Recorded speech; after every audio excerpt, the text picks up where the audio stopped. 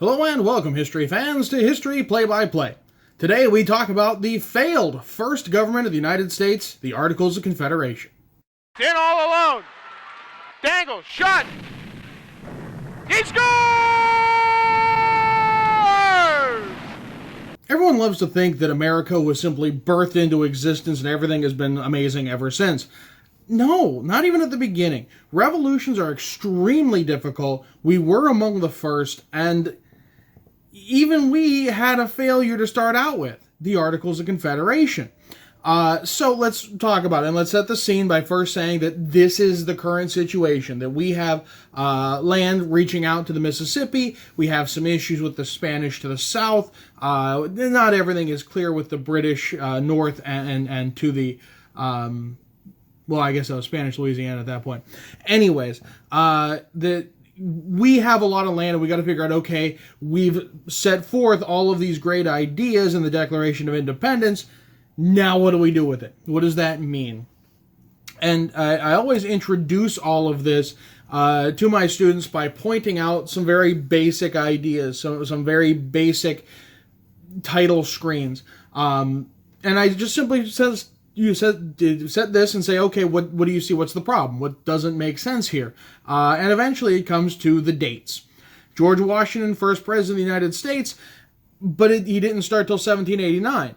What gives? Especially with the Declaration of Independence, everyone always says 1776 is the start of this country, the American Revolution, and 1783.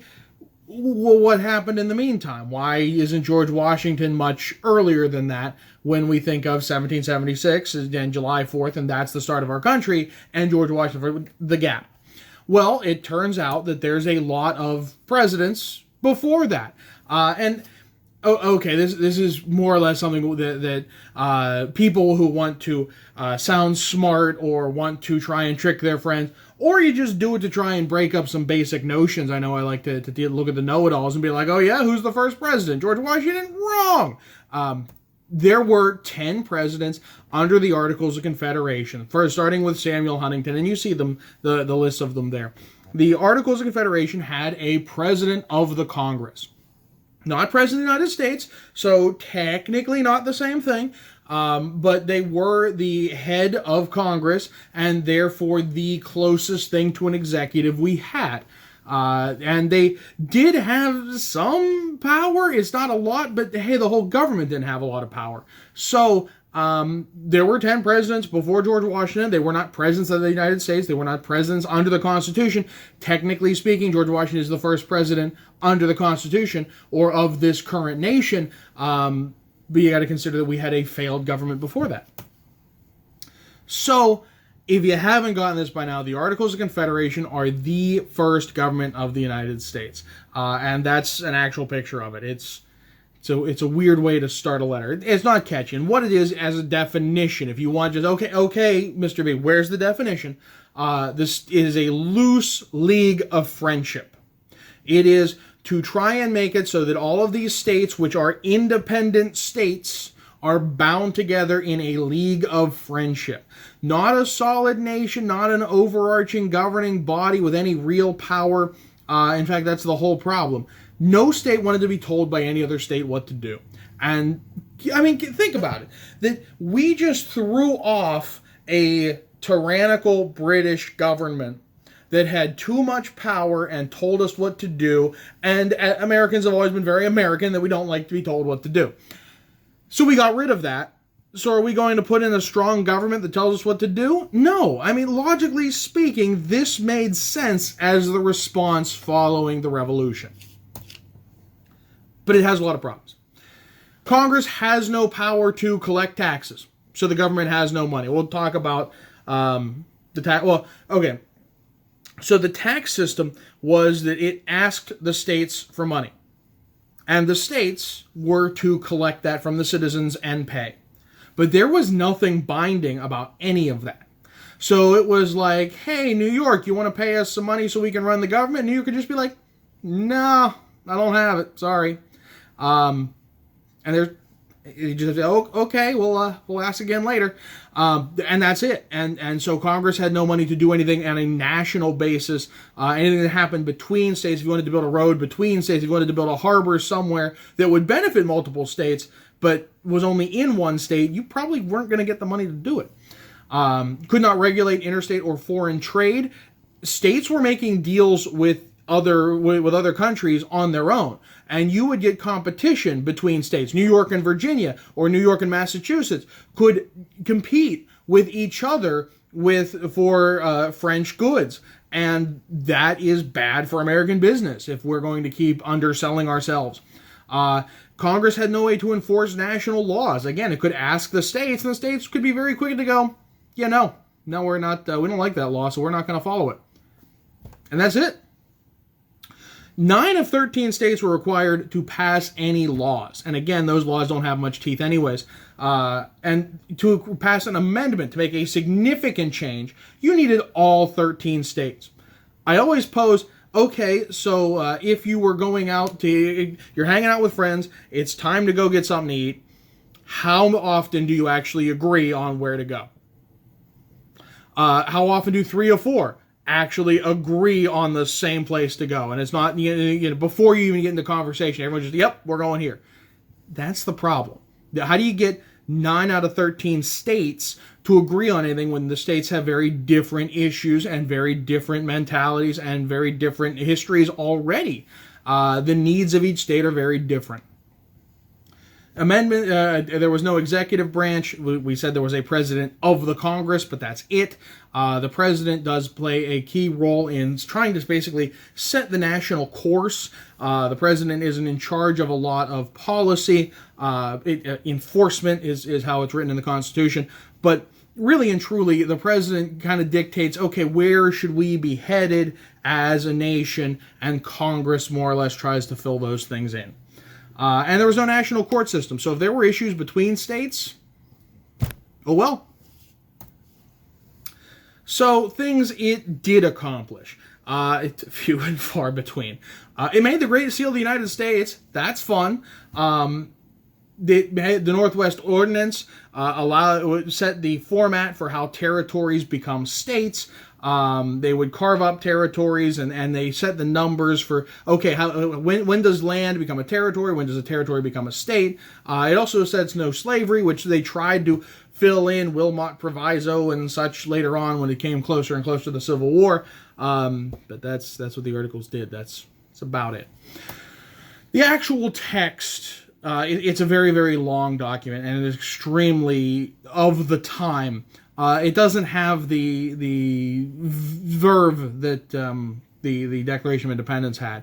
This is the preamble to the Articles of Confederation. To all whom these presents shall come, we the undersigned designates of the United States affixed to our name send greeting. Whereas the delegates of the United States of America in Congress assembled did on the 15th day of November in the year of our Lord, 1777, and in the second year of independence of America agreed to certain Articles of Confederation and perpetual union between the states of New Hampshire, Massachusetts Bay, Rhode Island, and Providence Plantations, Connecticut, New York, and so on. And yes, they were one words at that point, and it had the full name of Rhode Island and Providence Plantation. You can see it actually mentions each of them twice.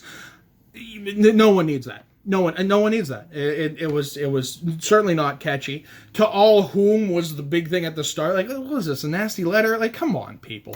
Now, there is a simplified version, and you see there where I borrowed this from. It's well done, and it breaks it down. No one needs to read the original Articles of Confederation. I mean, come on. Basic ideas. Article 1, there's 13 articles. Article 1, the name of the combined 13 states is the United States of America, and that's where it's made official. That's been carried over ever since. That's where, boom, that's what we got. State governments still had their own powers that were not listed in the Articles of Confederation. Power to the states. That's the key idea. No power to the national government. The combined states were responsible for helping to protect each other from attacks. League of Friendship. So, okay, if there's an outside threat, we can step up together. People can travel freely from state to state. However, criminals who left the state where they committed the crime will be sent back to trial. two pieces of that. The first part, if you ever deal with sovereign citizens and they say the right to travel, this is actually what they're referring to. It's not in the Constitution. Now, the Constitution basically says, yeah, whatever was in the Articles that doesn't conflict with the Constitution, we're okay with.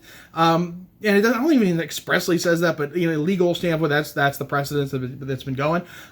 That's what they're citing as far as the right to travel.